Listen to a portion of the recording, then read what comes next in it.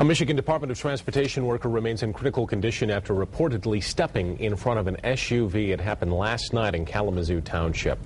It was on M-43 just out of Kalamazoo, and that is where we find 24-hour News 8's Mark Thompson. Yes, Susie, if you take a look behind me, you can see the markings on the roadway where police were completing the investigation. Meanwhile, one of those injured workers, 50-year-old Bob Camps, he's still listed in critical condition at the hospital. He's holding on tonight. The other injured worker, 36-year-old Mark Hennis, he has been released. MDOT now is trying to figure out exactly what went wrong. It was around 6:45 last night when the MDOT crew was patching potholes here along Gull Road.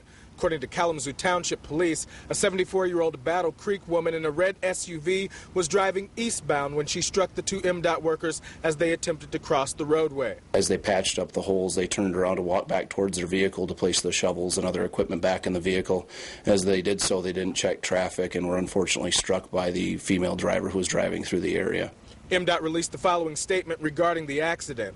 Clearly something went wrong. We're not sure what or how, and we're waiting on the results of the Kalamazoo Township Police investigation.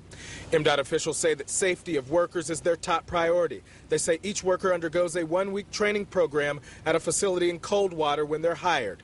Police confirmed that both men were wearing all proper safety equipment, including hard hats, reflective vests, safety glasses, and steel-toe boots. The work site had all the proper signage, and the two MDOT trucks on the scene had their safety lights on. Police tell us that the crew waited until after rush hour to begin their work. In fact, they were supposed to patch holes on I-94, but traffic was too heavy, so they chose Gull Road instead. Police say the driver is cooperating fully with the investigation and has submitted to all tests, including a blood draw and some other things to check to make sure she wasn't under the influence of alcohol. She's been consenting with all of that and has been extremely helpful. At this time, we certainly do not believe that alcohol is a factor in this crash, nor do we believe that speed was a factor in this crash. Now, police interviewed two witnesses at the scene of this crash. They say one was directly behind those MDOT trucks.